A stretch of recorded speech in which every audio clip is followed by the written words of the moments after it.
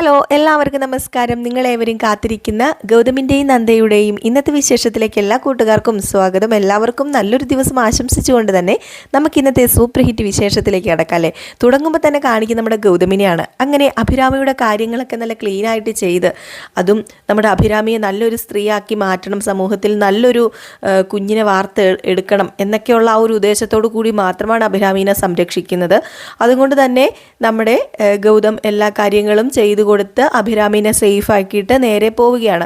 ഏതായാലും നമ്മുടെ അഭിരാമിയുടെ മനസ്സിൽ പകയാണോ, ഗൗതമിനോട് സ്നേഹമുണ്ടോ? ഏതായാലും അഭിരാമിക്ക് ഗൗതമിനോട് പക തന്നെയാണ്. തൻ്റെ ഭർത്താവിനെ കൊന്ന പോലീസ് ഉദ്യോഗസ്ഥൻ എന്ന രീതിയിൽ മാത്രമാണ് ഗൗതമിനെ കാണുന്നത്. കളിക്കൂട്ടുകാരനായിട്ടോ ഒന്നും കാണുന്നില്ല കേട്ടോ. നമ്മുടെ അഭിരാമി ആൾ ചില്ലറക്കാരിയല്ല, അത് നിങ്ങൾക്ക് പതുക്കെ മനസ്സിലാകും. അപ്പോൾ അങ്ങനെ നമ്മുടെ ഗൗതം നേരെ പോവുകയാണ്. ഈ സമയത്ത് നമ്മുടെ നന്ദേനെ കാണിക്കുന്നുണ്ട്. ഗൗതമിനെ വിളിച്ചിട്ട് ഫോണൊന്നും എടുക്കുന്നില്ല കേട്ടോ.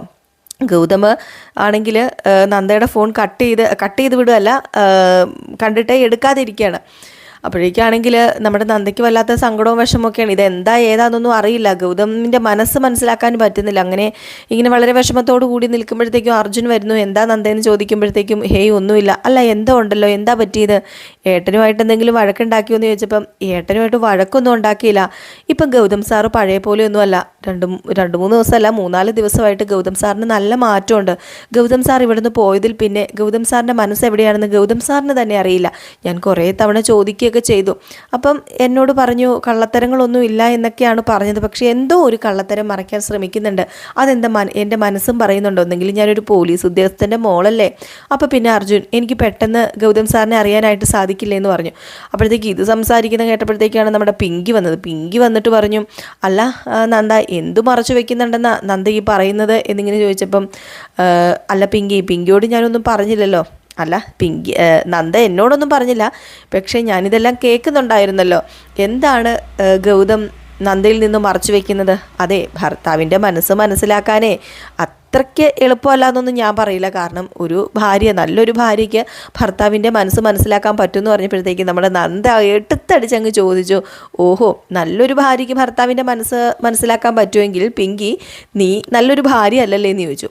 അപ്പം പെട്ടെന്ന് പിങ്കിക്ക് എന്തോ പോലെയായി പോയിട്ടോ. പിങ്കി പറഞ്ഞു, അതെന്ത് വർത്താനാ നന്ദ ഈ പറയുന്നത്? ഞാൻ നിന്നോട് ചോദിച്ചപ്പോൾ അത് നീ എന്നോട് തിരിച്ചു ചോദിക്കുന്നോ? അല്ല, എനിക്ക് തോന്നി അത് എന്നേക്കാൾ കൂടുതലും ചേരുന്നത് നിനക്ക് തന്നെയാണ്. നിന്റെ ഭർത്താവിൻ്റെ മനസ്സ് നീ മനസ്സിലാക്കാൻ ശ്രമിച്ചിട്ടുണ്ടോ? അർജുൻ്റെ മനസ്സ് മനസ്സിലാക്കി പെരുമാറാൻ നീ ശ്രമിച്ചിട്ടുണ്ടോ? അതൊന്നും നീ ചെയ്തിട്ടില്ലല്ലോ. പക്ഷേ ഞാൻ അങ്ങനെയല്ല. എൻ്റെ ഭർത്താവിൻ്റെ മനസ്സ് എനിക്ക് നന്നായിട്ട് മനസ്സിലാക്കുകയും ചെയ്യും. ഒരു ഭാര്യയും ഭർത്താവുമായിട്ട് തന്നെയാണ് ഞങ്ങൾ ജീവിക്കുകയും ചെയ്യുന്നത്. അതുകൊണ്ട് പിങ്കി നീ ഒന്ന് ചിന്തിച്ച് നോക്ക്. ഇതിപ്പം എനിക്കാണോ നിനക്കാണോ കൂടുതൽ ചേരുന്നതെന്ന് നീ ഒന്ന് ചിന്തിച്ച് നോക്കാൻ പറഞ്ഞു. ഇത് കേട്ടപ്പോഴത്തേക്കും അങ്ങ് എന്തോ പോലെ ആയിപ്പോയി പിങ്കിക്ക്. പിങ്കിയാണ് മനസ്സിൽ വിചാരിക്കുക, അവളുടെ ഭർത്താവ് അവളോട് സ്നേഹം കാണിക്കുന്നില്ല. എന്നിട്ട് അവളുടെ ഒരു അഹങ്കാരം കണ്ടില്ലേ? അവളുടെ ഭർത്താവ് ആരാണ്ടാന്ന് അവളുടെ വിചാരം.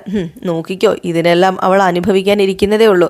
അവളുടെ ഭർത്താവ് എൻ്റെ മനസ്സിലിരിക്കുന്ന എൻ്റെ കാമുകനാണ്, എൻ്റെ എല്ലാമാണെന്ന് അവൾക്കറിയാം. എന്നിട്ടും അവൾ എൻ്റെ എച്ചിൽ കൊത്തിപ്പറിക്കാൻ നോക്കുന്നു എന്നൊക്കെ പറഞ്ഞുകൊണ്ട് മനസ്സിലിങ്ങനെ വിചാരിച്ചുകൊണ്ട് ഇങ്ങനെ നിൽക്കുകയാണ്. ഏതായാലും നമ്മുടെ പിങ്കി അങ്ങ് പോയി കഴിഞ്ഞപ്പോഴത്തേക്കും നന്ദ പറഞ്ഞു, പിങ്കി സത്യം പറഞ്ഞു കഴിഞ്ഞിട്ടുണ്ടെങ്കിൽ യാഥാർത്ഥ്യം മനസ്സിലാക്കുന്നില്ല അർജുൻ. അതുകൊണ്ട് അവൾ ഇങ്ങനെയൊക്കെ സംസാരിക്കുന്നത്. ദയവ് ചെയ്ത് അവളിങ്ങനെയൊക്കെ സംസാരിക്കുന്നുണ്ട് എന്ന് പറഞ്ഞ് അവളെ വെറുക്കരുതെന്ന് പറഞ്ഞപ്പം, ഹേയ് ഒരിക്കലും ഇല്ല, അങ്ങനെ വെറുക്കാനായിരുന്നെങ്കിൽ ഈ സംസാരം അല്ലല്ലോ, ഇതിൽ കൂടുതൽ ഞാൻ കേട്ടിട്ടുണ്ട്. അപ്പോഴൊക്കെ ഞാൻ വെറുക്കേണ്ടതല്ലേ? അപ്പോഴൊന്നും എൻ്റെ മനസ്സ് തകർന്നു പോയിട്ടില്ല നന്ദ. ഞാൻ പ്രതീക്ഷിച്ചിരിക്കുകയാണ്, എന്നെങ്കിലും ഒരിക്കൽ എന്നെ തിരിച്ചറിയും, എന്നെ മനസ്സിലാക്കും, എനിക്ക് ഭർത്താവ് എന്ന സ്ഥാനം തരും. അത് ഇന്നോ നാളെയോ അതോ ഇനി വർഷങ്ങൾക്കപ്പുറമോ ഒക്കെ ആയിരിക്കാം. എനിക്ക് ഒരു പ്രശ്നവും ഇല്ല എന്നൊക്കെ പറഞ്ഞ് നമ്മുടെ അർജുനും അങ്ങ് പോയി. എല്ലാത്തിൻ്റെ നടുക്ക് നിന്ന് നന്ദ കുഴഞ്ഞു മറിയാണ് കേട്ടോ. കുഴഞ്ഞു മറിയാന്ന് പറഞ്ഞാൽ നന്ദയ്ക്കാണെങ്കിൽ എന്താ ചെയ്യേണ്ടതെന്നറിയില്ല. അർജുൻ ഒരു വശത്ത്, പിങ്കി ഒരു വശത്ത്, ഗൗതം ഒരു വശത്ത്. ഗൗതം എന്താണ് ഒളിപ്പിക്കുന്നത് എന്നൊന്നും അറിയത്തില്ലാത്തൊരവസ്ഥ. ഇതേ സമയമാണ് നമ്മുടെ ഗൗതം വന്നത് പണ്ടത്തെ പോലെയൊന്നുമല്ല. ഗൗതം നേരത്തെ വരുമ്പോൾ ഭയങ്കര സന്തോഷത്തോടു കൂടിയൊക്കെ അകത്തേക്ക് കയറി വരുന്ന ഗൗതമിന് ഒരു സന്തോഷവും ഇല്ല, എന്താ പറയുക, ഒരിതുമില്ല. ഏതായാലും നന്ദയും അത് പ്രകടിപ്പിക്കുന്നില്ല. നന്ദയ്ക്ക് മനസ്സിലായി ഗൗതം എന്തോ തന്നിൽ നിന്ന് മറയ്ക്കാൻ ശ്രമിക്കുന്നുണ്ടെന്നും ഗൗതം എന്തൊക്കെയോ എന്താ പറയുക കള്ളത്തരങ്ങളൊക്കെ ഒളിപ്പിക്കുന്നുണ്ടെന്നും മനസ്സിലായതുകൊണ്ട് തന്നെ കുറച്ച് അകലം ഇട്ടിട്ട് തന്നെയാണ് നമ്മുടെ നന്ദൻ നിൽക്കുന്നത്. ഇതിനിടയിൽ കിട്ടിയ അവസരം പാഴാക്കാതെ നമ്മുടെ പിങ്കി ആണെങ്കിൽ ഗൗതമിൻ്റെ അടുത്ത് ചെല്ലുകയും അല്ല ഗൗതം എന്തൊക്കെയോ മനസ്സിൽ മറച്ചു വെച്ചിട്ടുണ്ടെന്നാണല്ലോ നന്ദ പറഞ്ഞത് എന്നും അങ്ങനെയൊക്കെ പറഞ്ഞ് സംസാരിക്കുകയാണ്. അപ്പം നന്ദ ഇങ്ങനെയൊക്കെ പറഞ്ഞു എന്ന് അതായത് ഏഷ്യണി പറയുക, തനി പരദൂഷണം പറയുക എന്നൊക്കെ പറയില്ലേ, അതുപോലെ ചെന്ന് സംസാരിക്കുന്നുണ്ട്. അപ്പോഴത്തേക്കും പിങ്കിയോട് ഗൗതം പറയുന്നുണ്ട്, എൻ്റെ സാഹചര്യം എന്താണെന്ന് മനസ്സിലാക്കാതെ ആര് സംസാരിച്ചാലും അതെനിക്ക് കേൾക്കേണ്ട കാര്യമില്ല, എനിക്കതിനൊന്നും സമയമില്ല, കാരണം എനിക്ക് എൻ്റെ ജോലിയിൽ ആത്മാർത്ഥത പുലർത്തിയേ പറ്റുള്ളൂ എന്നൊക്കെ പറഞ്ഞിരുന്നാലും നമ്മുടെ ഗൗതമിൻ്റെ മനസ്സിൽ വീണ്ടും ആ ഒരു കുറ്റബോധം കയറി വരുന്നുണ്ട് കേട്ടോ. എന്ത് ആത്മാർത്ഥതയാണ് ഗൗതം കാണിക്കുന്നത് ആത്മാർത്ഥതയാണോ അതോ സത്യം പറഞ്ഞു കഴിഞ്ഞിട്ടുണ്ടെങ്കിൽ അനീതിയാണോ? അനീതി തന്നെയാണ് ഗൗതം കാണിക്കുന്നത്. അപ്പം ഗൗതമിനിടയ്ക്ക് ആ ഒരു ബോധം വരുന്നുണ്ട് കേട്ടോ. അങ്ങനെ നമ്മുടെ അർജുനും ഗൗതമിനോട് സംസാരിക്കുന്നുണ്ട്. എന്ത് പറ്റി ഏട്ടാ, എന്തെങ്കിലും പ്രശ്നമുണ്ടോ, നിങ്ങളുടെ ഡിപ്പാർട്ട്മെൻറ്റിൽ എന്തെങ്കിലും പ്രശ്നമുണ്ടോ? എന്തെങ്കിലും പ്രശ്നമുണ്ടെങ്കിൽ അത് തുറന്നു പറയണം, മനസ്സിൽ വെച്ചുകൊണ്ട് നടക്കരുത്. പിന്നെ നന്ദേച്ചിയുടെ കാര്യം അറിയാമല്ലോ, നന്ദേച്ചി സത്യം പറഞ്ഞു കഴിഞ്ഞിട്ടുണ്ടെങ്കിൽ പാവ ഗൗതമേട്ടനെ സ്നേഹിക്കുന്ന മാത്രമേ ഉള്ളൂ. അതുകൊണ്ട് എത്ര തിരക്കാണെങ്കിലും നിങ്ങളുടെ ശാന്തി മുഹൂർത്തമൊക്കെ കഴിഞ്ഞതല്ലേ, അപ്പം കുറച്ച് നേരം സ്പെൻഡ് ചെയ്യണം. ചേച്ചിയുടെ അടുത്തല്ല, നന്ദയുടെ അടുത്ത് കുറച്ച് നേരം സ്പെൻഡ് ചെയ്യണം. പൂർണ്ണമായിട്ടും നമ്മുടെ വർക്കിൽ ഏർപ്പെട്ട് കഴിഞ്ഞിട്ടുണ്ടെങ്കിൽ നമ്മുടെ കുടുംബജീവിതം നമുക്ക് നഷ്ടമാകാതെ നമുക്ക് ആസ്വദിക്കാൻ പറ്റില്ല എന്നൊക്കെ ഇങ്ങനെ നമ്മുടെ ഗൗതമിനോട് അർജുൻ പറഞ്ഞു കൊടുക്കുന്നുണ്ട്. അപ്പോൾ ഗൗതം ഇത് കേട്ട് കഴിയുമ്പോഴത്തേക്കും നന്ദയോട് ചെന്ന് സംസാരിക്കുന്നൊക്കെ ഉണ്ട് കേട്ടോ. കാരണം എന്തു പറ്റി നന്ദ, എനിക്കൊരു വേറെ പ്രശ്നമൊന്നുമില്ല, ഞാൻ കുറച്ച് പ്രശ്നങ്ങളിൽ അകപ്പെട്ടത് അത് ഈ ഒരു ദൗത്യവുമായി ബന്ധപ്പെട്ട് തന്നെയാണ്. ഈ ഒരു തീവ്രവാദികളെ കൊലപ്പെടുത്തിയതും അതൊക്കെ എനിക്ക് വല്ലാണ്ട് എൻ്റെ മനസ്സിനെ അങ്ങ് വേദനിപ്പിച്ചിട്ടുണ്ട് എന്നൊക്കെ പറയുമ്പം, ഒരു തീവ്രവാദിനെ കൊലപ്പെടുത്തിയതിന് എന്തിനാണ് ഇപ്പം ഗൗതം സാറിൻ്റെ മനസ്സ് വേദനിക്കുന്നത്? ഗൗതം സാർ ചെയ്യേണ്ട കാര്യം തന്നെയല്ലേ അത് എന്നൊക്കെ ഇങ്ങനെ നമ്മുടെ നന്ദ ചോദിക്കുന്നു. എന്തിൽ നിന്നും ഒഴിഞ്ഞു മാറി നടക്കാനല്ലാതെ ഗൗതമിന് പൂർണ്ണമായിട്ടൊരു ആൻസർ കൊടുക്കാൻ പറ്റുന്നില്ല കേട്ടോ ഒന്നിനും. പക്ഷേ നമ്മുടെ നന്ദയ്ക്ക് എന്തൊക്കെയോ സംശയം തോന്നി. സ്ഥിരം ഭാര്യമാരുടെ ആ ഒരു അടവായ ഫോണ് റിങ് ചെയ്ത് ഇപ്പം അഭിരാമി എന്ന പേരാണ്. നമ്മുടെ ഗൗതം അത് എടുക്കാതെ നടക്കുകയാണ്, കട്ട് ചെയ്ത് വിടുകയാണ് കേട്ടോ. നമ്മുടെ നന്ദയുടെ മുമ്പിൽ വെച്ച് തന്നെയാണ് ഈ ഫോൺ കട്ട് ചെയ്ത് വിടുന്നത്. അപ്പോഴത്തേക്കും നന്ദയ്ക്ക് ചെറിയൊരു സംശയം തോന്നും, ആർക്കാണെങ്കിലും ചെറിയൊരു സംശയം തോന്നും. നന്ദ ചോദ്യം ചെയ്തു, എന്തിനാണ് ഈ അഭിരാമി ആരാണ്? അഭിരാമി വിളിക്കുമ്പോൾ എന്തിനാണ് ഈ ഫോൺ കട്ട് ചെയ്ത് വിടുന്നത്? ഇത്ര തവണ വിളിക്കുന്നുണ്ടെങ്കിൽ എന്തെങ്കിലും ഒരു അത്യാവശ്യത്തിനായിരിക്കില്ലേ എന്ന് പറഞ്ഞപ്പം, പിന്നെ നന്ദ, നീ ഇതുപോലെ ചീപ്പ് ക്വസ്റ്റ്യൻസ് എന്നോട് ചോദിക്കരുത്, കാരണം വെറും ചീപ്പ് ഇതായി പോകും. നിനക്കെന്താ, നീ ഇങ്ങനെ സംശയത്തിൻ്റെ കണ്ണിലൂടെ എന്നെ കാണുന്നത്? അഭിരാമി, അങ്ങനെ പല പേരുകളും കാണും എൻ്റെ ഫോണിൽ. ഞാനൊരു പോലീസ് ഉദ്യോഗസ്ഥൻ എന്ന നിലയിൽ പരാതി തന്ന ആൾക്കാരുടെയൊക്കെ ഒത്തിരി പേരുകൾ കാണും. അതൊക്കെ എനിക്ക് സേവ് ചെയ്തൊക്കെ ഇടേണ്ടി വരും. അത് നീ ഒന്ന് മനസ്സിലാക്കുക. നീ ഒരു പോലീസ് ഉദ്യോഗസ്ഥൻ്റെ മോളല്ലേ, നിനക്കിതൊക്കെ പ്രത്യേകിച്ച് ഞാൻ പറഞ്ഞു തരേണ്ട കാര്യമുണ്ടോ എന്നൊക്കെ ചോദിക്കുമ്പോഴത്തേക്കും ഗൗതമിനോട് പറയുന്നുണ്ട്, എന്നോട് ഇതൊന്നും പറഞ്ഞു തരേണ്ട കാര്യമില്ല, പക്ഷേ ഗൗതം സാറിൻ്റെ കണ്ണ് കാണുമ്പോൾ എനിക്ക് മനസ്സിലാകും. ഗൗതം സാറിൻ്റെ കണ്ണിൽ നേരത്തെ ഒരു തിളക്കം ഉണ്ടായിരുന്നു, ആ തിളക്കം ഇപ്പോൾ ഇല്ല.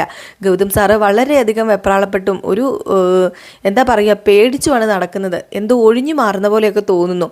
അപ്പോൾ പിന്നെ ഞാൻ എന്താ വിചാരിക്കേണ്ടത്? അതുമല്ല, ഒരു കോൾ എൻ്റെ മുമ്പിൽ വെച്ചെടുത്ത് നോക്കുന്നത് എന്താ പ്രശ്നം എന്നൊക്കെ ചോദിക്കുന്നുണ്ട്. അവിടെ കിടന്ന് സത്യം പറഞ്ഞിട്ടുണ്ടെങ്കിൽ നമ്മുടെ നന്ദയും ഗൗതമും വഴക്കാവുകയാണ്. ഗൗതമിൻ്റെ കയ്യിൽ നിന്ന് വാക്കൊക്കെ മേടിക്കുന്നുണ്ട് കേട്ടോ നന്ദ. വേറൊന്നുമല്ല, എനിക്ക് വേറൊരു പ്രശ്നവും ഇല്ല, വേറൊന്നിലും ചെന്ന് അവസാനിക്കില്ല ഇത്.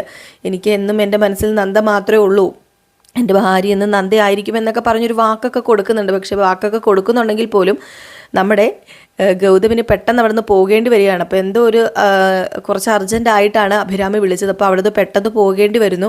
അപ്പോൾ ഇങ്ങനെ എനിക്ക് പെട്ടെന്ന് പോകണമെന്ന് പറയുമ്പോഴത്തേക്കും, നേരത്തെ വന്ന കോള് കണ്ടിട്ടാണോ പെട്ടെന്ന് പോകുന്നത്? അല്ല, മറുവശത്ത് നിന്ന് അങ്ങനെ എന്തെങ്കിലും സംസാരം ഉണ്ടോ? ഇനിയിപ്പോൾ അങ്ങോട്ടേക്കാണോ പെട്ടെന്ന് പോകുന്നത് എന്ന് ചോദിക്കുമ്പോൾ ആണുങ്ങൾക്കുണ്ടാവുന്ന ദേഷ്യവും ആ ഒരു മനസ്സിലെ ആ ഒരു വികാരവും ഒക്കെ നമ്മുടെ നന്ദയോട് പ്രകടിപ്പിക്കുകയാണ്. അപ്പം നന്ദയും അർജുനും പിങ്കിയും അതുപോലെ തന്നെ ഗൗതമും മാത്രമാണ് ഈ ഒരു സീനിൽ കാണിക്കുന്നത്. ഏതായാലും ഭയങ്കരമായിട്ടും വഴക്കുണ്ടാക്കുകയാണ്. ഏതായാലും ഈ വഴക്കുണ്ടാക്കുമ്പോഴൊക്കെ പിങ്കിയും കൂടെ ഉണ്ട്. പക്ഷേ പിങ്കിക്കും മനസ്സിലാവുന്നുണ്ട്, ഗൗതമിൻ്റെ മനസ്സ് നന്നായിട്ട് പിങ്കിക്കും മനസ്സിലാക്കാനായിട്ട് സാധിക്കും. എന്തൊക്കെയോ മറച്ചു വെക്കുന്നുണ്ടെന്ന് നമ്മുടെ പിങ്കിക്കും മനസ്സിലാവുന്നുണ്ട്. പിങ്കിയും സത്യം പറഞ്ഞാൽ ഗൗതമിനോട് ലാസ്റ്റ് തട്ടിക്കയറുകയാണ്. എന്തിനാണ് ഗൗതം ഇങ്ങനെ മറച്ചു വെക്കുന്നതെന്നൊക്കെ ചോദിച്ച് തട്ടിക്കയറുന്നുണ്ട് കേട്ടോ. അപ്പോൾ ഇതൊക്കെ കോർത്തിണക്കിക്കൊണ്ടൊരു അടിപൊളി വിശേഷമാണ് വന്നിരിക്കുന്നത് കേട്ടോ. അപ്പോൾ എല്ലാവരും വരാൻ പോകുന്നത് കേട്ടോ, നമുക്ക് വിശേഷം വന്നിട്ടില്ല, വരാൻ പോകുന്നത്. അപ്പോൾ എല്ലാവരും മറക്കാതെ കാണുക. ഫുൾ വിശേഷവുമായിട്ട് ഞാൻ വരും. ഫുൾ വിശേഷം ഒരു 12 മണിക്ക് മുമ്പ് ഞാൻ പോസ്റ്റ് ചെയ്യാൻ ശ്രമിക്കാം കേട്ടോ. വന്നു കഴിഞ്ഞിട്ടുണ്ട് ഒരു 12 മണിക്കായിട്ട് മുമ്പ് തന്നെ നമ്മൾ പോസ്റ്റ് ചെയ്യും. വരുന്ന ആ ഒരു അരമണിക്കൂറിനുള്ളിൽ നമ്മൾ പോസ്റ്റ് ചെയ്യാറുണ്ട്. അപ്പോൾ എല്ലാവരും കാണുക, സപ്പോർട്ട് ചെയ്യുക. നിങ്ങളുടെ സ്നേഹത്തിനും സപ്പോർട്ടിനും ഒക്കെ ഒരുപാട് നന്ദിയുണ്ട്. നിങ്ങളുടെ സ്നേഹവും സപ്പോർട്ടും ഒക്കെ വീണ്ടും പ്രതീക്ഷിച്ചുകൊണ്ട് നിർത്തുന്നു. അപ്പോൾ ഇതിനു മുമ്പായിട്ട് നമ്മുടെ രേവതിയുടെയും സച്ചിയുടെയും കഥ ഇട്ടിട്ടുണ്ട്. ആരെങ്കിലും കണ്ടിട്ടില്ലെങ്കിൽ കയറി കാണണം. നമ്മുടെ രേവതിയുടെയും സച്ചിയുടെ വഴക്കൊക്കെ തീർന്നു കേട്ടോ, അവർ ഒന്നിച്ചു കഴിഞ്ഞു. അപ്പോൾ ഇതിനു മുമ്പ് കിടപ്പുണ്ട്, നമ്മുടെ കഥ കിടപ്പുണ്ട്. അപ്പോൾ ഇതുവരെ കണ്ടിട്ടില്ലാത്തവരും കിട്ടാത്തവരൊക്കെ ഉണ്ടെങ്കിൽ കയറി കാണുക, സപ്പോർട്ട് ചെയ്യുക. അപ്പം അടുത്തൊരു വീഡിയോ ആയിട്ട് കാണുന്നവരെ എല്ലാവർക്കും ടാറ്റാ, ബൈ ബൈ.